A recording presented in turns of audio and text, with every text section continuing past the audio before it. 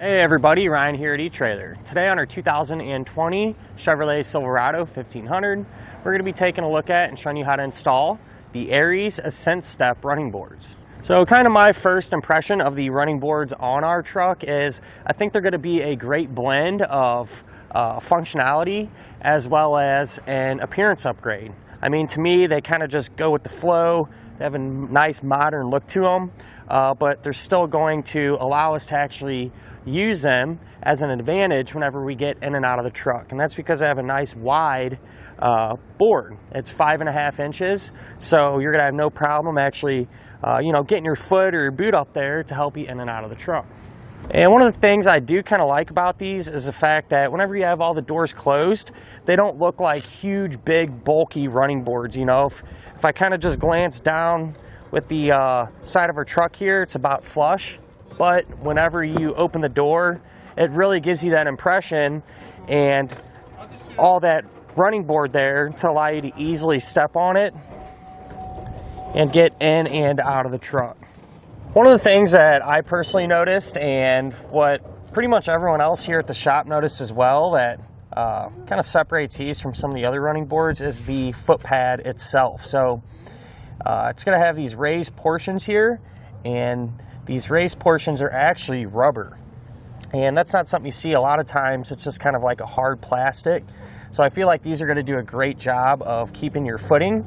I know with some of the other styles that are just full hard plastic all the way through, a lot of times if you got wet shoes or anything like that, it kind of gets slick, even if they have a traction pattern in there. So I don't think that's really going to be the case with this rubber. Everyone knows as well as I do, even with wet shoes, when you step on a rubber surface like this, it kind of just grips and helps you get your traction and get in and out of the truck. So there is one thing I noticed with these as well that definitely give them an advantage compared to a lot of the other type of running boards, and that's the fact that they use 4 of the support brackets. A lot of the other ones just use 3. They use 2 in the front and then just 1 here in the very back, and so that leaves a big open space for this portion of the running board. And a lot of times you get some flex there and everything else. So with this extra bracket, makes everything a lot more secure. Kind of give you an example of that. If I just hop up on this back portion here, I'm about 200 pounds and I'm kind of jumping up and down. You can see this thing's barely flexing at all. It's more or less moving the whole truck. So really secure, rigid, and we'll get the job done. So the step pad here, the overall width of it's going to be 5.5 inches, so definitely gives you a nice big footprint. And the running boards themselves are going to be made from steel, so they're going to be durable. And they actually have a kind of a neat finish on them. It's called a carbide black powder coat finish, but to me it almost feels like a layer of hard plastic. Once you kind of get it in your hands, you could see what I'm talking about. So to me it feels like it should stay in pretty good shape for quite a while. I feel like the scratching and stuff would be very minimal. Over time, at the end of the day, you are going to get some scratches here and there, but I feel like this will do a good job of minimizing that. So when it comes down to it, if you're looking for running boards, I feel like this is a good all-around choice, not only as far as the functionality goes, but how good it looks on the Silverado. Now, as far as the installation goes, really not bad at all. There's no modifications required or anything like that. More or less, the brackets just bolt right up, and then you're able to bolt on the running board. So really straightforward and shouldn't really take you a whole lot of time. Speaking of which, let's go ahead and put them on together now. To begin our installation, we're going to be here on the side of our truck, and the first thing that we need to do is locate all of our attachment points. So we're going to have a total of 4 locations, and they're all going to be just underneath the body of our vehicle on the inside edge here. So now underneath of our vehicle, if you look along this edge here, this is where our attachment points are going to be. Now, chances are pretty good they're going to be covered by these rubber plastic caps, and we'll eventually pull those out, but for now, let's just see where they're actually at. So we're going to be using these 2 here, and this is the ones closest to the front of our truck. And if we work our way back, we'll have 2 more that are identical to the ones we just saw. Continuing towards the rear of our truck, we'll have these 2. Then here at the very corner, we're going to have our last two. Now to get these rubber plugs out, what you're going to do, take a trim tool or even a flathead screwdriver, kind of just pry underneath the head of them, and you're able to pop those out. So I'm going to do that same thing to get all of our plugs removed.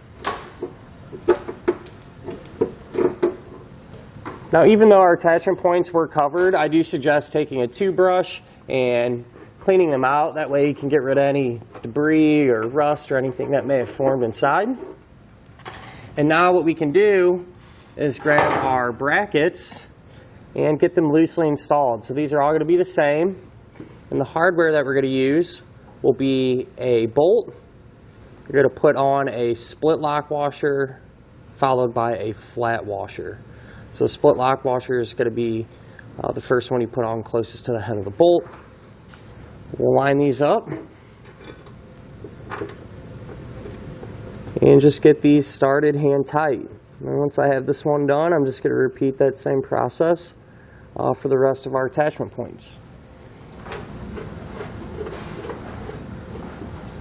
So now that we have all of our brackets loosely installed, I'm going to take a 13mm socket and just snug them down. So I like to start with this bottom one first, and then we can move up and snug up the one on top. Once I have this done, we're going to do the same thing for the 3 remaining brackets. So now that we have our brackets in place, what we can do is get the board itself ready to install. Now these are side specific, so make sure you see your instructions, make sure you have the right side. One quick way that I noticed to identify them is that the front pad here is going to be longer. So the longer of the 2 pads is going to face towards the front of the truck, if that makes sense. Well, with that being said, what we need to do is just kind of flip this over like so. And there's going to be kind of this channel or this track on the bottom side of our board. And these square plates, if you will, are going to have some threaded holes in them. And you're going to slide these in, and these are going to line up with our brackets. So you can see, imagine if this is in the running board, when we set the running board up here, we're going to have a spot to get our bolts to and attach them to the bracket. So I'm just going to get these installed and kind of get them close to where we think they're going to line up with their brackets. And again, we're going to have a total of 4 of them. So once we have these in, we can take our running board, set it in place, and then work on getting it lined up exactly how we need it. So once you kind of have the running board lined up where you want it, you can take those blocks and line them up with the slotted ends here in our bracket.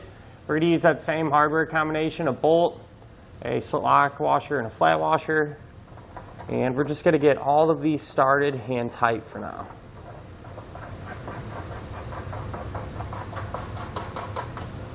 So once the running board is loosely secured, you are going to have some adjustability as far as how far in or out you want it to sit. So what I think I'm going to do is just kind of go in the middle, split the difference. And once you find that spot that you like, you can then simply just come back, and all those bolts that we just put in, we can actually grab our socket and snug them all down.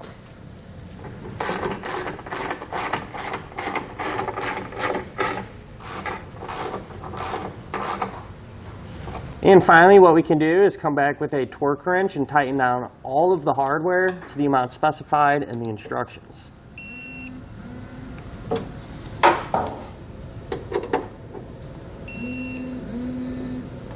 So once you have this side installed, you'd simply just repeat that same process over on the other side of your truck. And that'll finish up our look at and our installation of the Aries AscentStep running boards on our 2020 Chevy Silverado 1500.